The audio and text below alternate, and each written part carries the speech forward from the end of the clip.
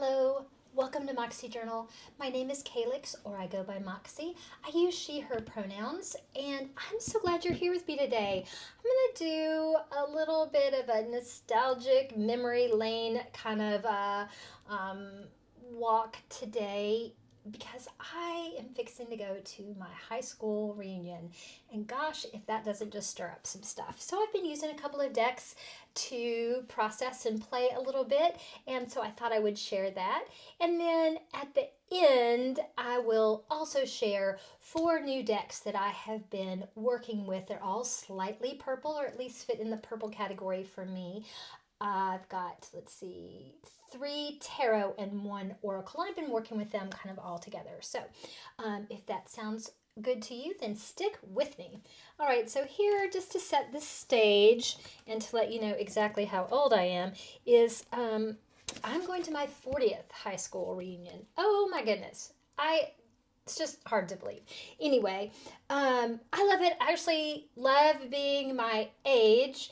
And I mean, the 80s were a great time to be in high school.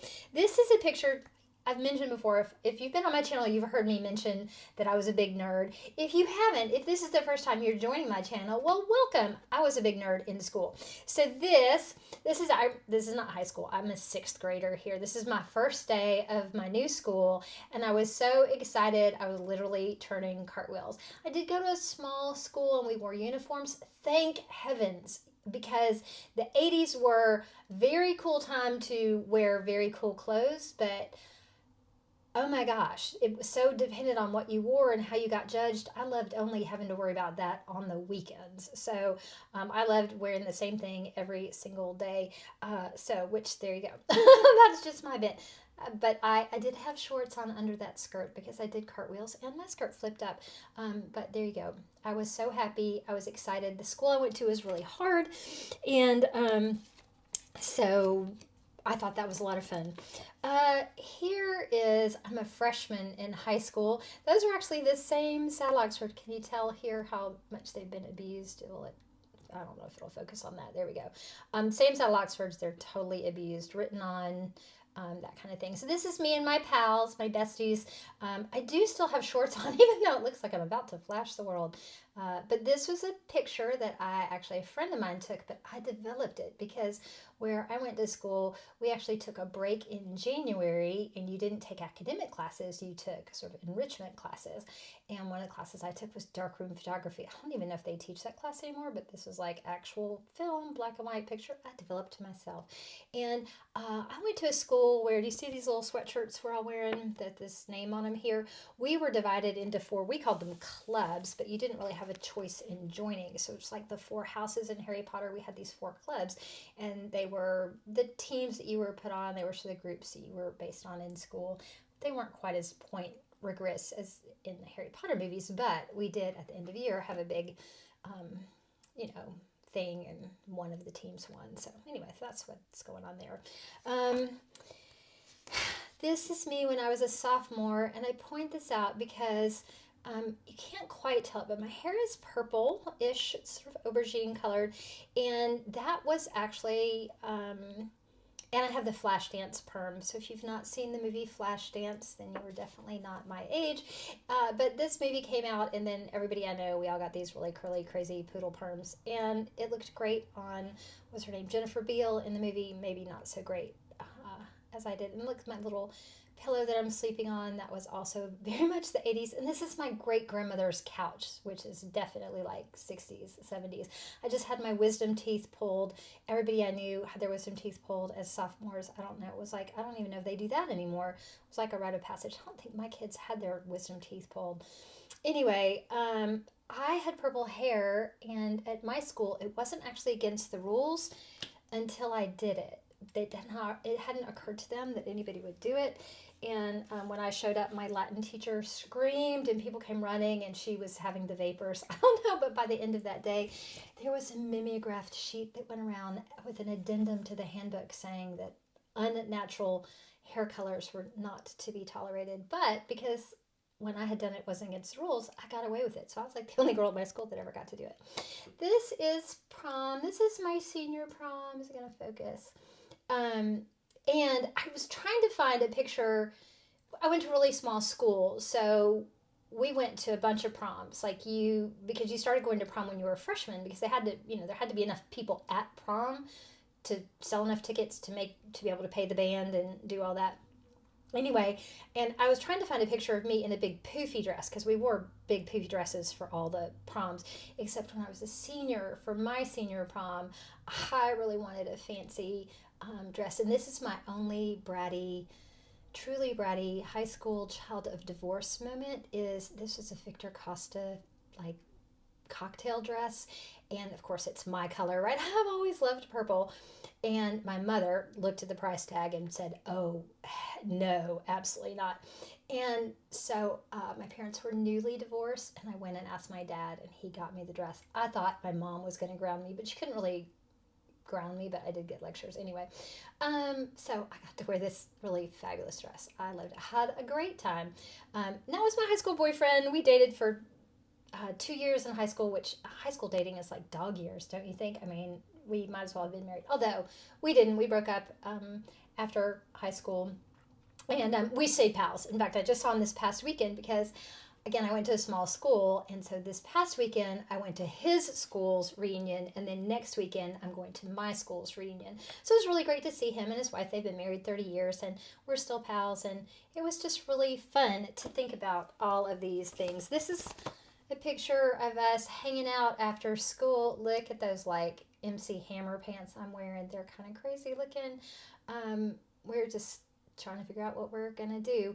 We're not wearing our uniforms, so it must have been like we would have these days called Duds Days, where you could pay like 50 cents. It was a fundraiser for some of the clubs, and then you could wear just regular clothes instead of your uniform to school. So that was probably what was going on there. And then this is this final picture I have to show, because this is not my crew. These are some friends in San Diego, but in the mid 80s at band practice. Like, isn't that just, that was really how things were.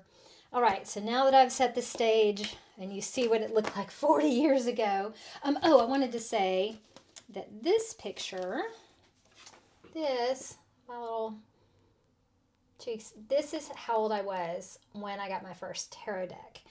This is, I think this was in the fall of my sophomore year, and I had just been that summer, I had gone to California to see friends and family, and I had bought this deck. Now, I've talked about this deck before. This is the Taglioni Stairs of Gold, La Scala d'Oro. I bought it because the box was purple. Again, there's a theme. I haven't evolved a whole lot. And it had all this esoteric stuff on it. I had to buy it without being able to see the cards, because there was no way to do that. And so this box has clearly been through it. It did say it had a detailed 80-page instruction booklet, which I thought would tell me everything I needed to know about how to use tarot cards. It did not. So this is the little white book that came with it. And I mean, I was so excited. This looked like, I don't know, something totally fun. So I got this in the early 80s, and this did not explain anything to me, actually. I mean, it did talk about this stuff, but it was all kind of bizarre. I didn't quite understand what the Kabbalah was. I didn't understand the Zodiac. But still, I thought it was a lot of fun. Also, back in the day, is this where, oh yeah, you could ask your dealer for complete tarot catalog, or you could send $1 to get a catalog. And these were like the popular decks at the time. I'm pretty sure I sent my dollar in and got a catalog at some point, but I don't think I ever ordered another deck. Anyway, this is what the deck looked like. And, you know, I definitely looked at these cards. I had no idea really what to do with them other than look at them, and I didn't know anybody else. I grew up in the southeast of the United States, and, you know, like Dungeons and Dragons which I also played, was considered the devil. So I didn't even let, any but my closest friends even know that that's the main card. Oh, I loved this strength card. Isn't she gorgeous? That was a scary beastie. Anyway, so this was the start of my tarot journey. but I haven't been. I don't really use this deck. I think it's fun to have. I'll never get rid of it. But it's not actually a particularly good reader for me. So I will show you the decks I have been reading with that have been a lot more fun. My tarot and oracle that I've been using are the New Wave Tarot. This is by Welkin, Chris Leach at Welkin, and then this is a tarot, and then the What Would Keanu Do Oracle. And thank you, Marlena, for showing this deck. The first time you showed it, or the first time I saw you see it, I was like, oh, I've got to have that. It's been just really great. So, and I've got a full walkthrough of this New Wave Tarot, but it's so perfect. I mean, the back, it says mixtape, and then, which was so part and parcel of my high school. In fact, I still have the cassette tape that boy in the picture, my boyfriend, made for me junior year, fall of junior year. And these were the artists that were on there, Echo and the Bunnymen, and these are all matched to tarot. Like this is the moon, the Go-Go's. I love the little crayfish here, down here. And if you are my age, you are probably singing with every one of the cards that kind of shows up. Big Country, I saw them in concert. They played, they're known for one song. They played it 3 times during the concert, like even in their own set. They didn't have enough music to fill out. And this group Yazoo, actually when they came out in the States, they were called Yaz. They're now called Yazoo. And this album was called Upstairs at Eric's. And that was one of my favorite groups. I know every word to every song that's on this album. And I love that it's the strength card.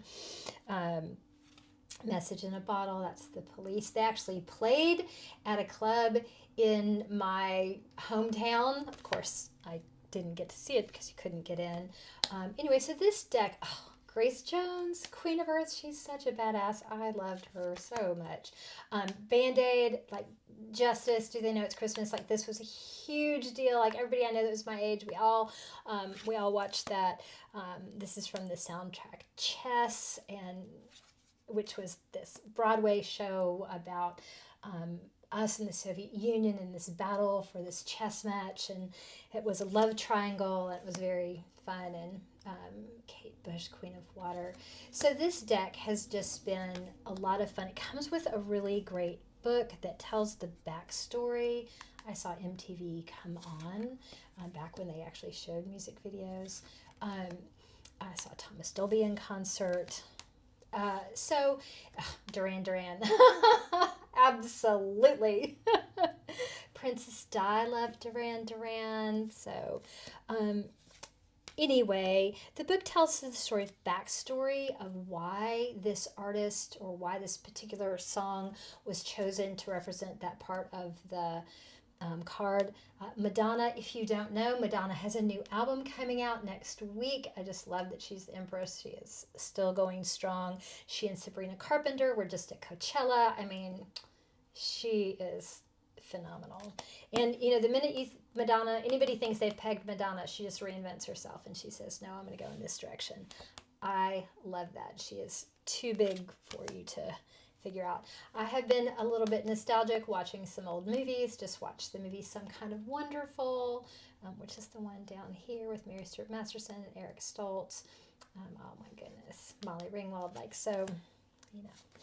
Anyway, this deck gives really great readings. You could use it for anything, but it's been that card cracks me up, Rick Rowland. It gives really great readings for no matter what, but it's been particularly fun as I am kind of thinking about some old stuff that comes up. I mean, high school is sort of like the best and the worst of my life. I had super close friends. I loved it. I loved my school. My school was really hard. I was in my 3rd year of college, my 3rd and final year of college, actually, before I actually ran into stuff I hadn't taught or been taught in high school. Like it was I was over prepared for college, but I love that about it. I mean, it's where I wanted to go to school, and it was also, high school. Everybody's trying to figure out who they are and who they want to be and who they don't want to be. And I started drinking in high school. I've talked about my journey before. I'm a sober person now, which is fantastic. But, I didn't know I was neurodivergent there. I just knew that I didn't feel like I fit in. I think most teenagers feel like they don't fit in. They feel like they're aliens. And, I self-soothed. And when I was in school, I grew up in a town where music was a really big deal, but we couldn't get into any clubs to see any of it. And so we spent a lot of time drinking massively underage, which I do not recommend. And so it's been really nice to kind of do some readings about some of the stuff that bothered me then. And there's Wilkin. That's the name of the author's company. I should move that out. And I saw Boy George in concert. Phenomenal. That was one of the best concerts I've ever been to. And so this has just been a really fun deck. For the memories it pulls up, it's been really healing. I guess it's actually, in some ways, I've been doing a little bit of shadow work. It's sort of bright and shiny shadow work, which I think sometimes it can be. Oh, and I'm going to pause for a little bit of a rant. I've heard a couple people, when people are talking about shadow decks and someone pulls out a deck that's visually dark or, a little bit more emo or on the goth end of things, they say, oh, this will be a great deck for shadow work. And then someone else will, I don't know, be a little snarky about that. And I did actually see on someone's comments, someone said, well, if they pull out a deck like that and they say that's good for shadow work, then I know they're doing it wrong. And I was like, oh, first of all, gatekeepers, how can you do shadow work wrong? Like some people, here's my take on it. If you need a visually dark deck to do your shadow work, to face the things that you hide in shadow, that's great. I mean, that makes sense. If you're depressed, sometimes it's hard to see bright colors. If you're working on something that codes to you as dark, having a dark deck may be the safest way to go into it, may be the easiest opening point. And some of those decks, right? I mean, Corrado Roy, his artwork in Murder of Crows Tarot, and I have another one called The Dark Side of Tarot. Those are great shadow work decks for me. Visually, they're dark. They're confrontational. Some of the themes in them, the write-ups in the book specifically, make you dive into the stuff that is hard to bring out in the light of day. Sometimes, though, some other people or at some other times, right, shadow work can be hard. It can be difficult, if you're diving that deep, and maybe having a brighter, lighter visually or emotional deck is safer, is more helpful, actually helps you bring, it's sort of lets you be that vulnerable to bring some things that you've hidden and put kind of in the background, lets you bring them forward into the, emotional light to process. So my personal take is that whatever shadow work deck works for you, whether it's bright and shiny and sparkly or whether it's visually dark and very emo-y, deviant moon, something like that, totally fine with me. Do your shadow work however you want. Don't let anybody tell you you're doing it wrong. Oh my gosh. This movie, the heavy metal movie, and this as the devil, it's just brilliant. Anyway, so this deck is one of my faves in general and has been particularly helpful as I've been thinking about and playing with and reconnecting with my pals. And then we have, what would Keanu do? Keanu, I love his whole, this deck, it's teeny, it's a mass market deck. The Welkin deck is independent. This one is rock pool, it's got 24 cards, it's not very difficult and, it's not very expensive. It's also not difficult. I mean, these are Oracle cards, there's no book, everything's on here. And it spans Keanu's entire range, right? His movies, his video games, whatever. And this is the card that just came up for me, which I just thought was perfect. This is Bill and Ted. Look at him, he was a baby. He was a baby when I was a baby. And then on the back it says, what movie is this? Bill and Ted's Excellent Adventure. Excellent. When was this movie released? 1989. And then, gives you your oracle. What would Keanu do? And, talks about laughing, bringing joy. So this is Much Ado About Nothing. We actually had a car named Baraccio after that movie. Speed. so handsome in that one. So this deck has just been really fun, and particularly for me because it's part nostalgic, but also because it covers his whole spectrum since then. This deck has been really nice to not leave me stuck in the past, but to help me kind of bridge between then and now. Like, look at it. Look at that, right? Dangerous Liaisons, 1988. And then Be Yourself. I love his messages. He's just such cool. Oh, Matrix, right? So, we'll end on John Wick. There we go. So those have been the decks that have been reminding me of high school, reminding me of how far I've come since high school, and helping me keep the things that matter and let some of the other stuff wash away and be healed. So that's the end of my little trip down memory lane. Now I want to come back into today. Here's what I've got. I've got 4 new decks. And they fit in that purple space, and you'll kind of see that. Oh, can I get them all on camera at once? I don't know that I can. So these 3 are tarot. I have the Gentle Tarot.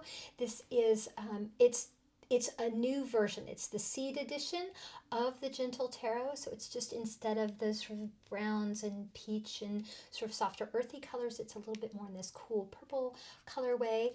And then this is a Russian deck, Tarot Ruski Skazak.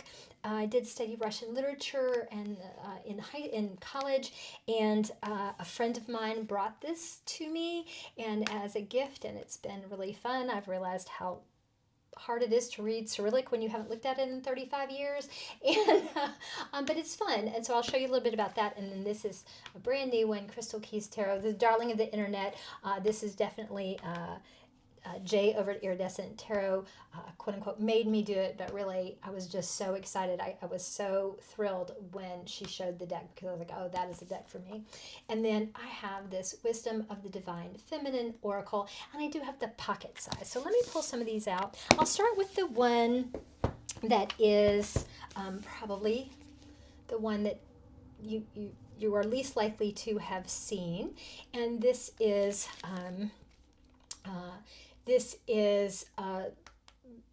a deck, a tarot deck, and it's based on the Rider-Waite-Smith. Right here it says Systema Waita, and it's from Russian folklore and Slavic mythology, which is really fun. And I am having to go really slow and use some Google Translate, which is wonderful. I do still have all my old dictionaries and things, but it's pretty handy to do some of this. And I remember some of the stories, and some of them are actually new to me, which was kind of cool. Let me get it out. I think the backs are really pretty. And it does come with a little white book, and it's got some charts, and some of these words I never learned because I certainly didn't know the words for major and minor arcana back in the day. And then it's got a little bit of the story here, but also I'm just using my Google.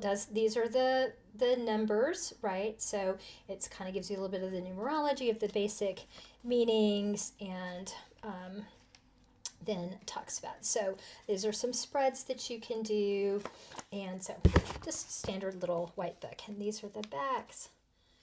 Aren't they fun? I love all this. All right, so do I have it in order? I might still have it in order. Yep, I still have it in order. So this is the Fool, Ivan Durak.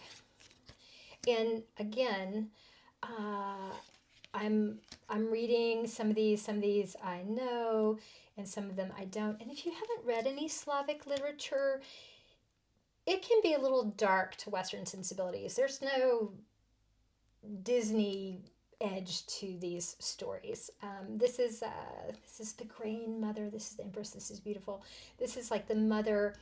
I think this word actually means moist, but it's like mother of the fertile, bountiful earth.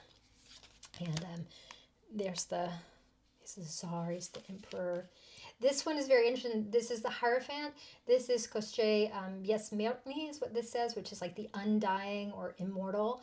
And this guy, I mean, he's like a demon. He's a very interesting choice for the Hierophant. He's basically the blueprint for Voldemort, right? He was so terrified of dying and mortality that I think it was his heart that he cut up into pieces and buried and scattered all over. And he was actually eventually defeated, but I mean, I don't know that I would think of him as the sage or wisdom tradition keeper, but there you go. And this great big like dire wolf, and in fact, I think this is the person who eventually defeated that demon. Isn't she great for the strength card? Maria Morena, Lishi, Yablechka, the apple, the wheel of fortune. So it's been really fun to sort of remind myself about some of these stories and to learn some new ones. Baba Yaga. I love Baba Yaga's stories. I have always resonated with her. She's scary. Well, I mean, she is scary, but real. I'm fascinated by her one eye. This is a great tower card. This story, there's like, I think this story has something to do with a mouse as well as the bear. This is Jarpetitsa. This is the firebird, the phoenix as the star card, which is beautiful. Rusalka, it's an interesting moon card. The Rusalka was definitely about illusions and being pulled into the depths, and I think that's brilliant. And look at this beautiful, this is very much that sort of Slavic, folkloric, textile shape and, imagery. And I do not know why this card for the, for judgment. And then look at that, that's the world. And then we get into this is wands. Actually, I think they're spears. Wand sticks. And I do love that these are all illustrated. It's like flying, jumping. I just love. Is it going to show me that I'm able to focus on the details? Like these are some really detailed illustrations. And they're good size. I do actually pull one of these and sort of read the story and then work with it. I've kind of had them out for about a week, seems to be kind of what works for me. These are the chalices, and they're pretty. I love the flowers and these little hearts. Dvojka Charok. The Three of Cups. Maidens with their traditional garb and mythology. Again, it follows the Rider-Waite-Smith meaning, so I mean you can count the cups and know what the meaning is, but if you want to know more about this imagery, as opposed to just the memorized, how it actually relates, that's where it's fun to look at the books. So there's our knight and our queen.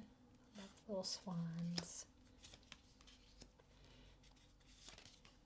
This is still in the order that it came in, not the order I usually keep my decks in. Because I've been doing the deck and walk and reading a little bit more about the Golden Dawn, I'm a little bit more comfortable sometimes leaving decks the way they come, but usually I put them in an order that makes sense with my magic practice, but I'm not using this deck in my magic yet, so I'm content to look at that. I think that's... Anyway, what was I saying? Interrupted myself with the queen there. So I'm just leaving them, a little bit more comfortable leaving them as they are for a while till I work more with it. Look at her sweet face.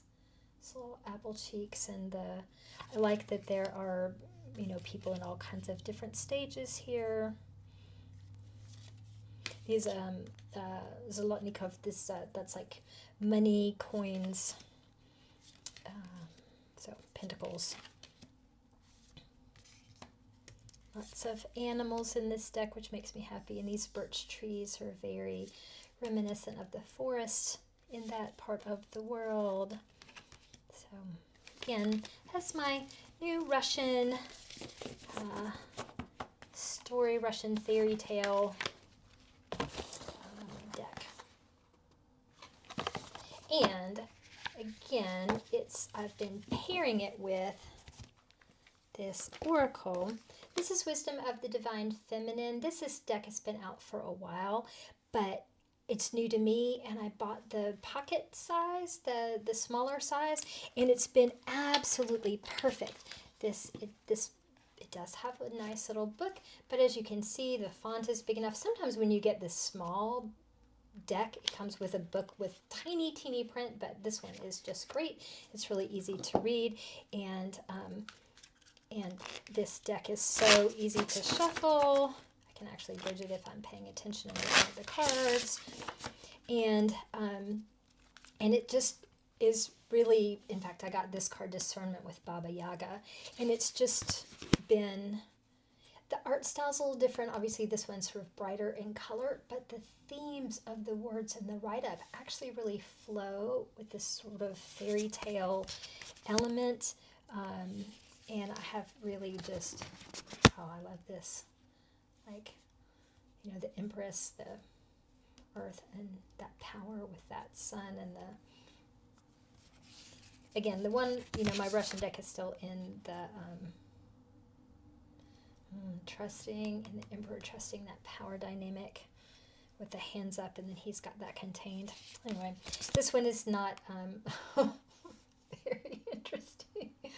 Ripening and mortality and that sort of decomposition, and then here's this guy scared of that. So sometimes they're in polarity, you know, opposition, and sometimes they just work right together. So Joy and the Lovers. So it's been this has been a really good pairing. Surprisingly so. I just kind of put it together because that was what was available to me on my desk at the moment, and then I was like, oh, well, that kind of works. Then the other two decks that I've been pairing the same oracle with all three of these tarot decks is the Gentle Tarot. As I said, this is the one by Mari in the Sky. Look at this beautiful box. It's a different colorway. Look how pretty that is. In this book, it's just perfect. And if you haven't seen this colorway, it's got this like opalescent lavender sheen on the edges. It's so pretty. I love Mari in the Sky. I have not gotten my Friend Fire. That's next on my wish list. That's the oracle to go with the Gentle Tarot. I used to have the Gentle Tarot, the original version, but I had it in the original edition, but I had it in the tin, that kind of small. And when I got this one, I passed that one on and I mailed it to a dear friend. But the package got lost. I think a porch pirate ended up getting it. I sent Little Bird and my old version of the Southern Gothic, Southern Botanical and the Southern Gothic, and then the Gentle Tarot. I mean, 4 really great decks, and a porch pirate got it. So USPS said they delivered it, but it wasn't ever on my friend's porch. So I hope whoever got it, I hope they either used it for themselves or took it somewhere to be resold, and then it finds its way into the right hands, because it just kills me to think that somebody might have just thrown it away as not being valuable. Look at that emergence. This deck has been really helpful. I've been using this one this month. This is a really nice hug deck. It definitely is gentle for me. Sometimes maybe a little too gentle. Sometimes I need a little bit more calling me on my BS, which is when I pull out the the Slavic deck. It does not refrain from calling me on my BS. But this one I pull out when I maybe need to hear something be a little softer. Maybe I've just done some shadow work with my New Wave Tarot, and then sometimes I just do this to kind of reset, re-regulate my system. I love this art style. I love the colorway. I love having this in my wheelhouse. So I won't flip through all of this, I guess, because maybe everybody's seen it. But look at these pretty cards. I love that one. Little extras. All right, and it looks beautiful with the oracle too. I've been using this oracle more to kind of start with an oracle, and then I do a tarot spread around it with. That seems to work the best with this, with the General Tarot. Sovereignty and the High Priestess. Like, oh. Just so perfect. All right, and then my last deck. Oh, and did I mention how cute this little box is? That little, I love thinking of this little fox in its den kind of snuggled up, and putting my deck in here with it. All right, so then my final deck I want to share with you today that has been on my desk this month is the Crystal Keys Tarot. Now, I saw this on Jay at Iridescent Tarot, and she had actually ordered it. It was due to come out on April 6th, and she had ordered it early directly from the creator, so I was like, oh, I'm going to do that too. I got it probably on like April 4th or something, so just right before it was due to release. It comes with this great guidebook. It has a really good story to it. For me, one of the selling points was that I love crystals and I know very little about them. The crystals I know about, which are maybe a handful, I know a lot about, but then the wider expanse. And I've just been so interested in the way people use them, and I have some that just kind of support my elemental practice, and then that's it. And so this is kind of a way for me to learn more, and I've looked at a couple of decks that have to do with crystals, and they didn't really do it for me, but when Jay was flipping through and talking about this, it just, the artwork is great. I love the information here. I love that they have an affirmation. I use affirmations a lot. I'm a chronic journaler. I teach journaling. I journal all over the place. And for me, affirmations, this may sound a little weird, but affirmations end up being another way into shadow work for me, because if I write or say an affirmation, maybe it's just my contrary brain, but I immediately almost always get some pushback. Like, I trust in my ability to remain calm and centered in any situation. And inside my head, I'm like, yeah, right. Calm, centered, any situation. Just yesterday, I was running, blah, blah, blah. All this back chat in my head. So I write it all down, right? That is my way in. Anytime I get back chat in my brain like that, that is dig here. There is stuff you need to work on, girly. So this has been a really helpful deck. And also, so the book is great. And now I will show you the cards if you haven't seen them. And again, oh, look at this gorgeous purple gilding. Now this one is set up because I have been using this in my magic practice, and part of when I redo my decks is I often reset them. I reset them to cleanse them in between using them. So even if it's on my desks, sometimes I'll just reset it, and I definitely reset it when I'm putting it away. So, and for me, if you haven't heard me talk about this before, I keep my decks. I start with the minor arcana, and I put them in the order. I have very strong elemental associations with my tarot, and I put them in the order that I would cast a circle. So I start with the pentacles, or the north, the earth suit, and then I move to the east, to the swords, the air suit, and then to the south, fire, wands, and then to the west, cups, water, communication, and then I spiral into the major arcana. So I store them that way. So that's why we're starting with pentacles, tiger's eye, green aventurine. I actually do have a piece of this in one of my first journals that I had in when the pretty journal started coming out. So maybe I was a freshman, and the blank book, and it was an aventurine. It was like the color on the cover was this shiny, glossy picture of aventurine, and so I always think about that. And I do like these cards because it features the gem, but it doesn't feature people's faces, right? It speaks to the human experience that tarot talks about without being too people-y. I mean, obviously we see the industriousness and sort of the implications of the presence of people, but we aren't dealing with a whole bunch of confrontational faces.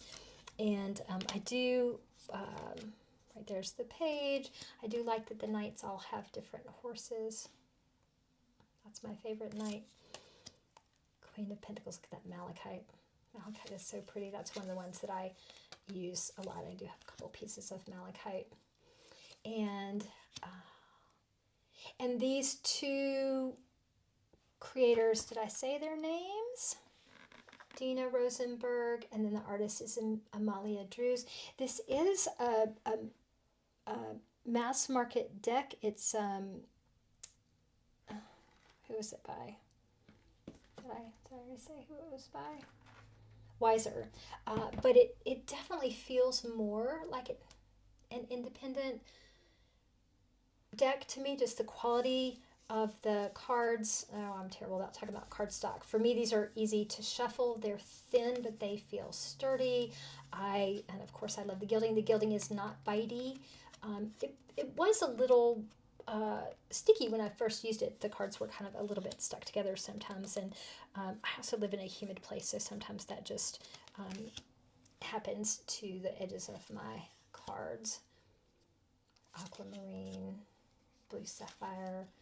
This is one of the decks that I think is really pretty to put out just with suits and kind of lay them out that way. I think they work individually as cards. They definitely work in terms of reading a whole, basically like tarot sentence. This deck has been lovely that way. The queens are all different pictures of thrones. The kings have a crown. Look at that. Tangerine quartz, I have never actually seen that one in real life. I do have a piece of this agate that looks like this. I didn't know it was called Crazy Lace Agate, so that's been really fun, especially because in the last decan we were working with, the Four of Wands was the card, so this was really nice to have out. Jasper, and like I didn't know, Vanadinite. Well, I don't know anything about that one. Heliodor, look at that. Yeah, Spessartine Garnet. I just have so much to learn, and this is this is an invitational deck. This is a word that I mention often as a quality for a deck that I need, but I need to have a way in. I need to be invited into the story somehow and be a part of it. And this deck, the artwork, the way it's written about, it does that for me. Angel Aura Quartz. Look at how that is. I love this one with this sort of bridge there between the broken cups and the ones that are still whole. And I'll show you in just a second. Oh, abalone shell. It's the Seven of Cups.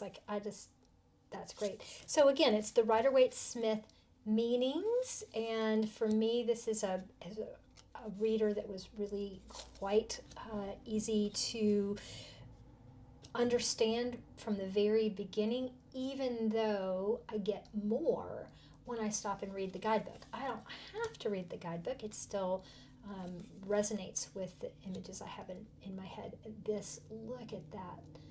I think that's my favorite card in the whole deck. And I love the Queen of Cups. It's one of my favorite cards in almost all decks. And I don't know anything about this Prenite.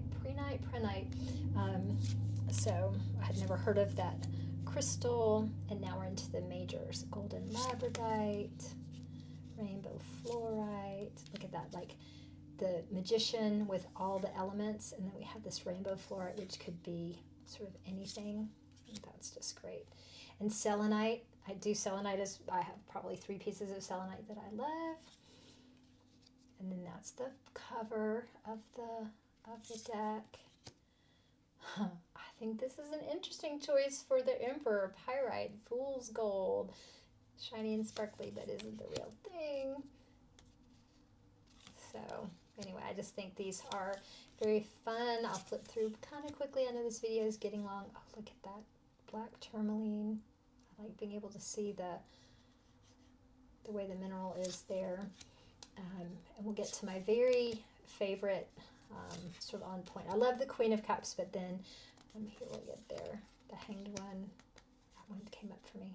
Look at that. Bloodstone with this fire. Here we go. the black obsidian and this like obsidian mirror, like the idea that the devil, that temptation that's just reflecting back on you and what do you see. Oh, love it. And then this, the Tower card of Moldavite. Like, isn't that just amazing? Moldavite comes from a comet that hit the earth, and look at that, just total destruction. And I just think that's the one. That's my second favorite card. But I think that's one of the most powerful Tower cards. Again, it doesn't have the people kind of, and it doesn't have the, the exact same imagery, but I think energetically it's just perfect. And the star with lapis lazuli. I did not know there was such a thing as black moonstone. I think that's fascinating. And then citrine for the sun. Although there is such a thing as sunstone. I just got one. And then we end with this beautiful rose quartz with the snakes. So there you have it. These are the decks. Oh, and this one looks beautiful with the oracle. It has just been really perfect. So this is sort of my all-around oracle this month, and I have really enjoyed playing with these decks. So I've been doing my deck and walk. I have been journaling my face off about reunion, and I've been playing with new purple decks and sort of realizing that my love for purple has been around as long as I have been around. So thank you for joining me today, and I look forward to catching up with everybody and seeing what they're working on. If you are not a creator, I would love it if you put in the comments, what are you working with? Do you have any of these decks?